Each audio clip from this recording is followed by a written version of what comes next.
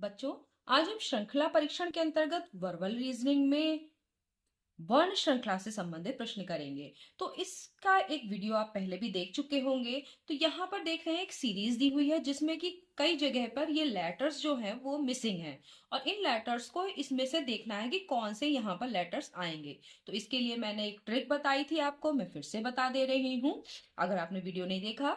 कि इसमें देखिए 1 2 3 4 5 6 7 8 9 10 11 12, तो ये 12 यहाँ पर लेटर्स लिखे होने चाहिए जो कि मिसिंग है और कुछ लिखे हुए हैं। तो आप इनको 4-4 के पार्ट में या 6 के पार्ट में जैसा भी हो डिवाइड कर लीजिए। तो हम जैसे 4 के पार्ट में इन्हें डिवाइड करते हैं तो इसे करना आसान हो जाता है। पहले वाले में देखिए डैश डैश सी डैश, ये पहला हो गया।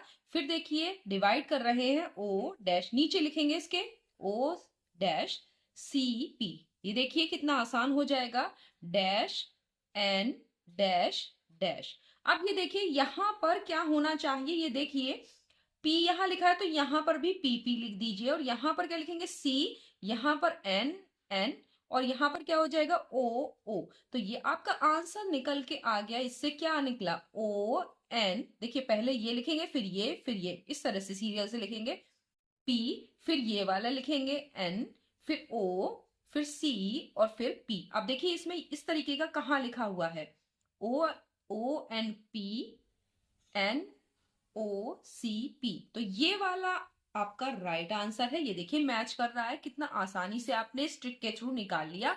अब हम दूसरा प्रश्न लिखते हैं। दो कलर की स्केच से आपको अच्छे से समझ में आ रहा हो कि हमने क्या भरा है। दूसरा देखिए डैश डैश सी डैश, ये हो गया। ये देखिए 4 हो गए। अब देखिए L dash C dash L के डैश एन। अब देखिए एल एल यहाँ आ रहा है, सी सी यहाँ आ रहा है, तो यहाँ पर सी हो जाएगा, यहाँ एल हो जाएगा, यहाँ क्या होगा, सही सोचा के होगा, यहाँ पे क्या होगा एन होगा। आपका आंसर निकल आया। आपको बिल्कुल भी मेहनत करने की जरूरत नहीं है। आपने देखा कि कैसे ट्रिक के थ्रू आप इसे कर सकते हैं।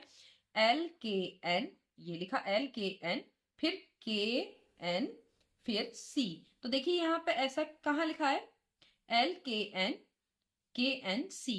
तो ये आपका राइट आंसर हो गया। तीसरा देखिए, तीसरे में क्या करना है आपको, फिर पार्ट 4 कर लीजिए इसको। देखिए एक एफ एच ओ, तो ये आपका एक 4 का एक पैक बन गया। फिर उसके बाद इसी से के 4 और नीचे उतारने हैं ओ डैश एच डैश, फिर 4 उतारिए ओ एफ डैश एन। बस ये ध्यान रखिएगा कि जैसे इसके नीचे यही उतारेंगे सीरियल से, ताकि आपको पता चले कि ऊपर क्या भरना है। यहाँ देखिए यहाँ एच भर गया, यहाँ एन। तो ये देखा आपने कितने आराम से कर लिया। आंसर क्या निकलेगा आप आराम से बता पाएंगे, O N F N H.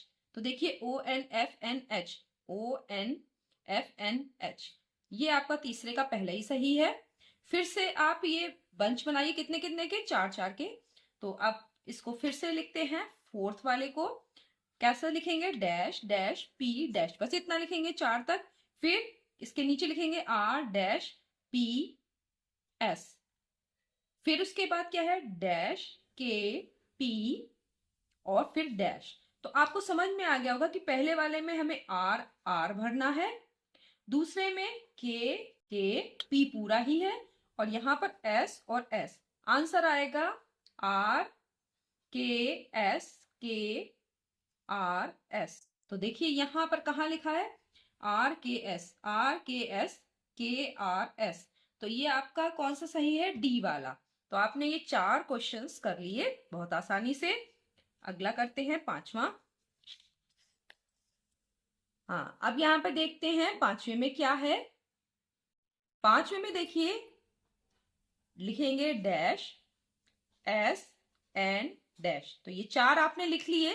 फिर उसके बाद इसके नीचे क्या लिखेंगे एम डैश एन डैश, फिर नीचे क्या लिखेंगे एम एस और उसके बाद डैश और डब्लू। अब यहाँ पर भरेंगे कैसे, तो पहले वाले में क्या भरेंगे, हाँ ठीक समझा आपने, यहाँ एम भरेंगे, दूसरे में एस, तीसरे में एन और चौथे में डब्लू। तो आपका आंसर क्या आएगा, इसी से लिखते हैं एम MWSWN।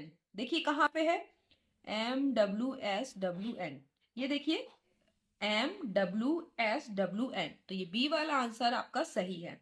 अब छठा वाला देखते हैं, यहीं पे कर लेते हैं। तो यहां देखिए फिर 4 में डिवाइड करेंगे तो डैश डैश जी, फिर क्या आएगा डैश, फिर अगले में एस डैश जी टी, फिर डैश आर डैश डैश। देखिए इस तरीके से हमने ये लिख लिया। अब पहले में क्या करेंगे आप, एस एस, और दूसरे में आर आर, तीसरे में जी, और चौथे में टी। तो ये आपका आंसर क्या हो गया, S R T R S G T. देखिए सीरियल से ले लेंगे, पहले इस वाले में, फिर इस तरीफ तीसरे, दूसरे वाले में, फिर तीसरे में, इस तरह से। तो देखिए कहाँ पे ये आ रहा है, एस आर टी। देखिए ढूंढिए, S R T R S G T, तो ये सी वाला इसका आंसर सही है। तो आपने निकाल लिए। अब सातवां देखते हैं, सातवां यहां लिख लेते हैं। तो फिर से ऐसे ही डिवाइड करिए, dash dash E dash, N dash E dash, N M dash P. अब आप बताइए पहले में क्या होगा, तो आप जान गए होंगे, इसमें एन लिखेंगे, दूसरे में एम एम, यहां ई, और यहां पर लास्ट में पी। आंसर आपका क्या निकल के आया, N M P, N M P, M P और ई।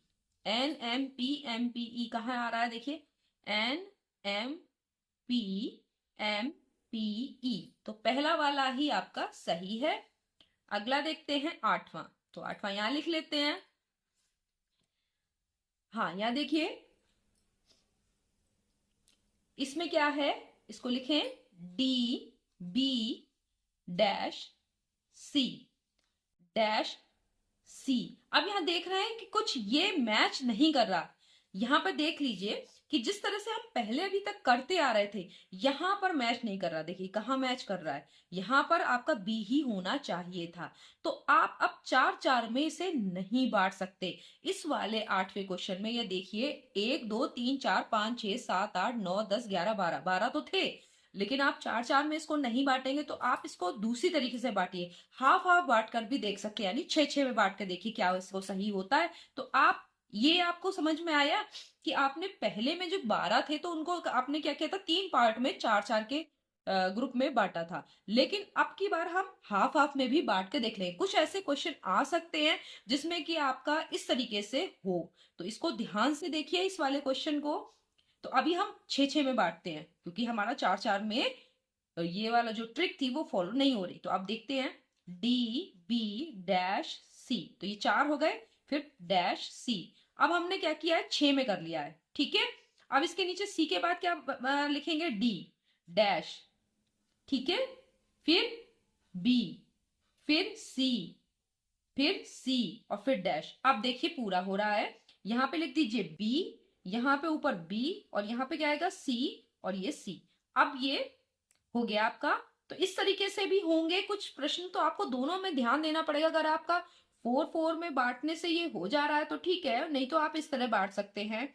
कोई 15 का हो तो आप 5-5 के ग्रुप में बांट सकते हैं। तो इस तरीके से आपको बांट बांट के इस तरह से आंसर निकालना होगा। तो इसका आंसर क्या आएगा, आप बताइए, बी सी, फिर बी सी। तो बी सी कहाँ आ रहा है, ये वाला। तो ये वाला आपका आंसर सही है। तो देखा आपने कि किस तरीके से हमको अगर इस तरह के क्वेश्चन हो तो उसमें चेंज भी करना हो सकता है। तो आप नवा करते हैं। जनरली अगर आप 12 के हैं, जो जिसमें 12 लेटर्स हैं, तो उसमें इस तरह से कर सकते हैं कि 4-4 में आप डिवाइड कर दीजिए, नीचे लिख दीजिए 3 पार्ट में। लेकिन अगर ऐसा भी हो सकता है जैसा कि 8वां क्वेश्चन में था कि आपने हाफ हाफ में यानी 6-6 में डिवाइड किया था। अब इस वाले में देखते हैं। तो चलिए, एस डैश सी के डैश ए डैश के, ये देखिए बट रहा है। फिर के बाद क्या लिखेंगे, एस डैश सी डैश। इससे आपको पता चल जाएगा कि ये बट रहा है कि नहीं। जैसे कि इसमें अभी अभी देखा था कि यहाँ पर नहीं हो रहा था, बी के नीचे सी आ रहा था, तो ऐसा नहीं होना चाहिए था। यहाँ एस, यहाँ क्या होगा ए और ए, यहाँ क्या होगा सी और यहाँ होगा के। अब देखिए ये बट रहा है 4-4 के पार्ट में, तो यहाँ आंसर निकल आया ASCA। ये है कहाँ, देखिए ढूंढिए ASCA। तो ये थर्ड वाला आपका सी वाला सही है। ठीक, अब आपका बच्चा एक प्रश्न, इसको भी लिख लेते हैं। 10वां एक ही आपके पेज में आ गया। स्मॉल n है, फिर n है, डैश है, फिर p है, तो आपके 4 ये हो गए। अब n के नीचे n, डैश, o और फिर क्या है p। ठीक है, उसके बाद क्या है, p के बाद डैश है, फिर n है, फिर o है, फिर डैश है। तो ये भी बट रहा है, यहां पे क्या आएगा o और यहाँ क्या आएगा n, यहां भी n, यहाँ क्या आएगा p। ठीक है, तो आंसर क्या निकल के आ गया ONNP। ONNP किस में आ रहा है, बी में। 10 का बी सही है। तो आपने देखा कि किस तरीके से हम जो वर्ण श्रृंखला से संबंधित जो वर्बल रीजनिंग के क्वेश्चंस हैं, तो उनको किस तरीके से ट्रिक के थ्रू आप आसानी से कर सकते हैं। तो नेक्स्ट वीडियो में हम वर्ण श्रृंखला के कुछ और क्वेश्चंस के साथ मिलेंगे। तब तक के लिए धन्यवाद।